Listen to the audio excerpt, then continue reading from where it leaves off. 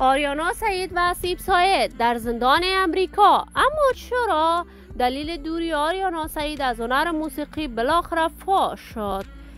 تغییر چهره آریانا سعید به شکل عجیب و قاچاق پول انگفت توسط آریانا و آسیب به امریکا. اکنون آریانا سعید و آسیب در کدام کشور هستند؟ من در این ویدیو پیرامون حقایق همین ماجرا خواهم پرداخت، پس در ادامه با کانال دنیا اینفو باشید.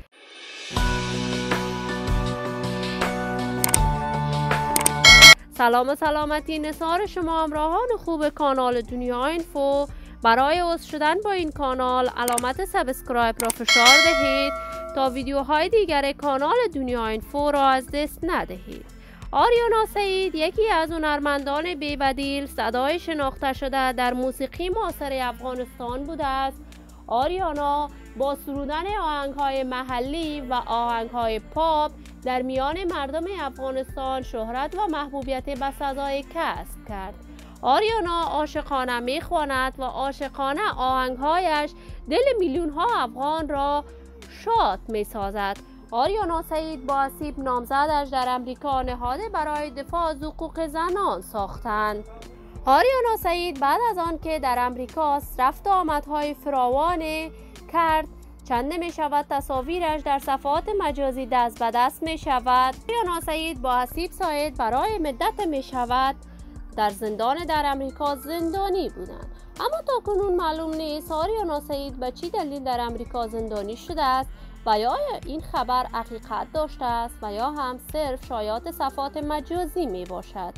ولی آریانا سعید بارها به خاطر کارهای تجاری و سیاسیش در امریکا زندگی میکرد و به همین دلیل آریانا مدت دیر می شود دیگر کنسرت برای دوزاران صدایش برگزار نکرده است و به کارهای هنری و فرهنگیش نپرداخته است.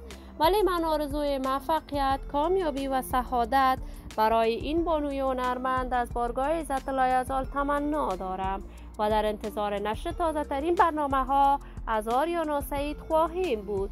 دوستان و همراهان نهایت ارجمند کانال دنیا اینفو، شما هم نظریات نیکتان را در بخش کامنت با من شریک بسازید.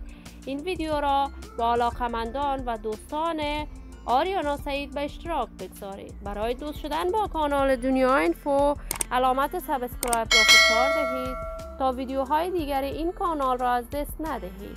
تا درود دیگر تمام شما خوبان را به الله منان سپرده موفق و کامیاب باشید.